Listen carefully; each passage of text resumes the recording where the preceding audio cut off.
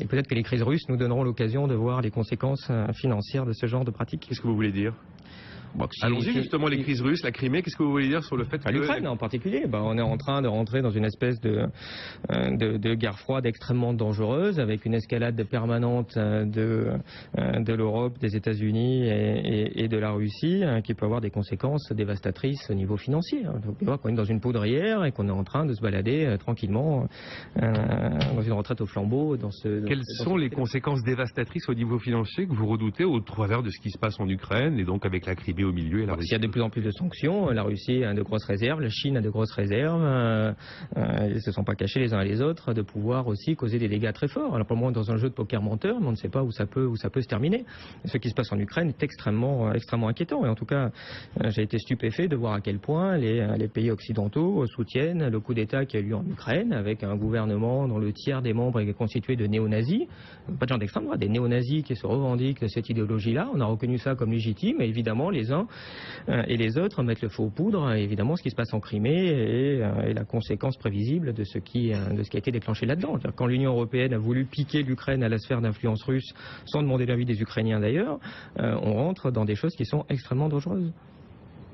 Quel est le degré de risque effectivement économique que vous imaginez au travers de ce qui se passe en Crimée, des menaces de sanctions économiques proférées par Barack Obama directement au téléphone avec Vladimir Poutine? Alors on a toujours dit que sans doute la Russie serait peut-être dans un très court terme la première victime économique d'éventuelles sanctions, d'éventuels phénomènes d'embargo, mais automatiquement on peut se demander si l'Europe derrière n'est pas en ligne de mire. Alors comment réagissez-vous à ces menaces qui sont mises en avant par Olivier Berruyer, sans qu'il nous donne forcément par le menu exactement ce qui se passerait, mais enfin... Depuis 1990, les liens économiques entre la Russie nouvelle, entre guillemets, enfin disons non soviétique officiellement, et l'Europe se sont multipliés. Si vous prenez le cas de l'Allemagne, il y a des liens économiques très forts, pas seulement en matière d'énergie, mais même en matière industrielle, entre l'Allemagne et la Russie. C'est vrai pratiquement pour tous les pays d'Europe. Alors ça, on ne s'en soucie pas. Donc on raisonne comme si la Russie était toujours le pays quasiment fermé qu'elle a été pendant longtemps, qui avait besoin de notre aide, etc. Il est trop tôt pour dire que la Russie a absolument plus besoin de l'Europe que l'Europe n'a besoin de la Russie, mais ce qui est certain, c'est qu'elles ont partie liée. Ce qui est très troublant dans cette situation, c'est la révélation, ou la confirmation plutôt, parce que les initiés le savaient, de la totale impuissance de l'Europe. L'Europe non seulement est incapable d'agir, mais elle a été incapable d'analyser. Olivier Berruyer a raison. L'attitude de la plupart des gouvernements, ce ne sont pas les opinions, mais les gouvernements d'Europe, a été très légère vis-à-vis de l'Ukraine. Assurément, il y avait des gens qui étaient soucieux de démocratie en Ukraine. Mais pas seulement. Mais pas seulement. Et surtout, il y a eu une ignorance volontaire de ce qu'est la réalité ukrainienne, de ce qu'est la réalité criméenne aussi.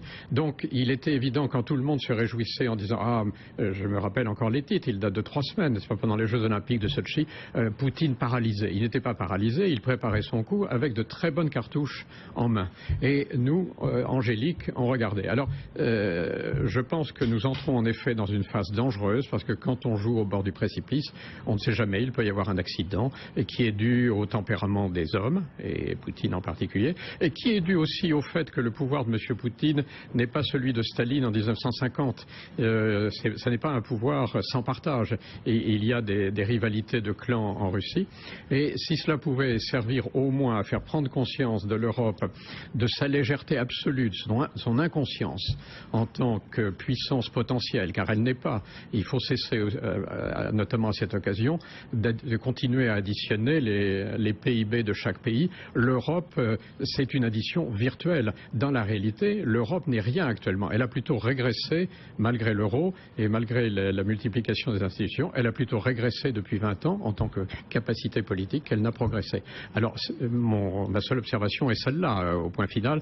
Est-ce que cela peut servir de révélateur pour chaque gouvernement, Est-ce qu'on a véritablement en Europe de quoi s'offrir le luxe d'une opération de sanctions économiques? La réponse est non. La réponse est non. Oui, probablement. J'aimerais rebondir sur 1 ou 2 points. Sur le côté impuissance, je partage qu'à moitié. Il n'y a pas une impuissance, il y a une volonté très claire de toute une partie des bureaucrates de Bruxelles d'aller détacher l'Ukraine. Ça a été fait sciemment, d'aller faire un accord de partenariat et d'association et de libre-échange avec l'Ukraine. Je rappelle quel moyen Je rappelle qu'en Ukraine, attendez, l'accord, c'est ce qui a mis le feu aux poudres. L'accord, il allait être signé à Vilnius fin novembre. Oui, enfin...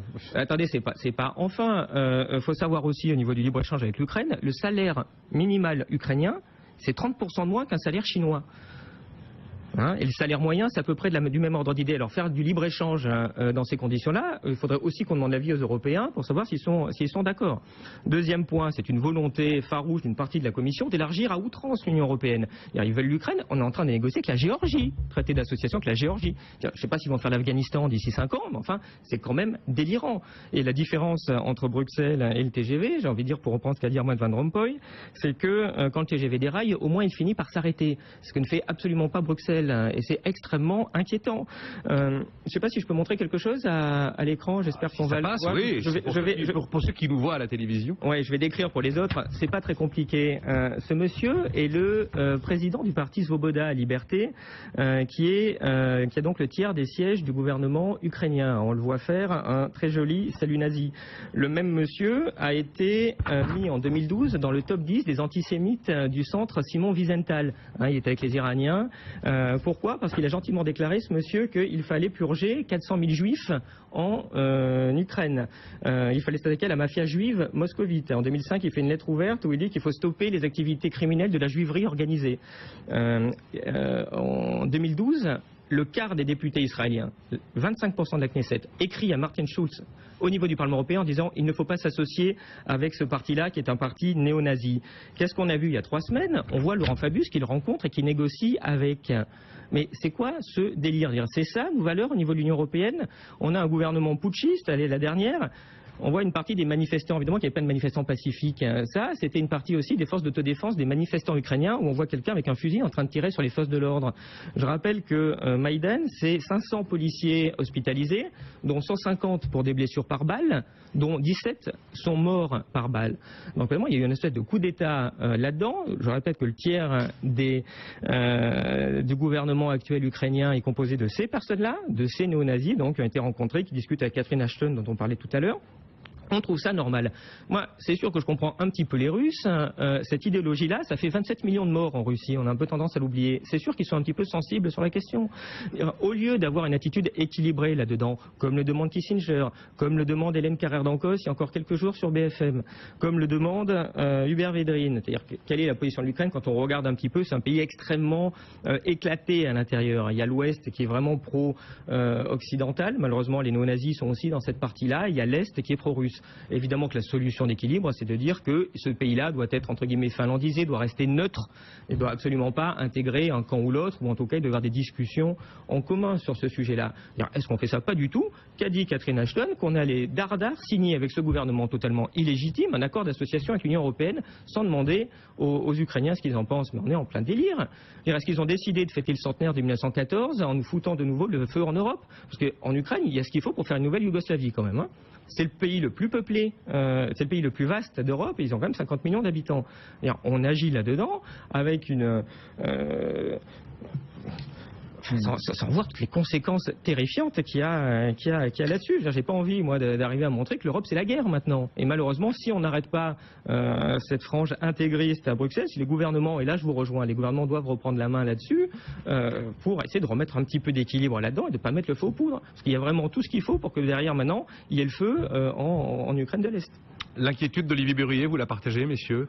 Henri Pijat et Jean-Louis Muhlenbach. En tout cas, ce qu'il y a de sûr, c'est que l'Europe a été un peu vite en besogne, qu'il y a des risques, derrière très importants d'embargo du gaz de la part de la Russie, d'embargo de l'Europe en termes d'alimentation du côté des Russes, que tout ça n'est pas bon et d'affaiblissement de la Russie aussi, parce que c'est évident que s'il y a une espèce de guerre froide là, qui se reproduit avec la Russie est déjà pas en très bonne situation économique aujourd'hui. Moi, je suis d'accord avec Henri Pijat. La Russie, c'est quand même très très proche de l'Europe et les uns et les autres ont intérêt à avoir les meilleures relations. Il y a du perdant-perdant là-dedans. Rapidement, Olivier, allez-y. Oui, non, mais on est dans une stratégie qui est vraiment perdant-perdante. Il faut que l'Europe s'organise, affirme son indépendance, en particulier des pressions américaines, pour retrouver son rôle qui aurait dû être un rôle d'équilibre, un rôle de temporisateur là-dedans. Mais encore faut-il qu'elle ait la volonté d'être puissante. Qu'est-ce qu'on a vu dans cette histoire aussi? On voit la ministre américaine des Affaires étrangères pour l'Europe qui dans une conversation volée, dit « fuck the EU ». Enfin, on va baiser l'Europe. Comment on a répondu? Par une déclaration officielle où les 28 ont dit on ne répondra pas à la dame. Non, sérieusement, je veux dire, c'est ça l'Europe puissance. Il ne faut pas s'étonner derrière qu'on ne pèse pas.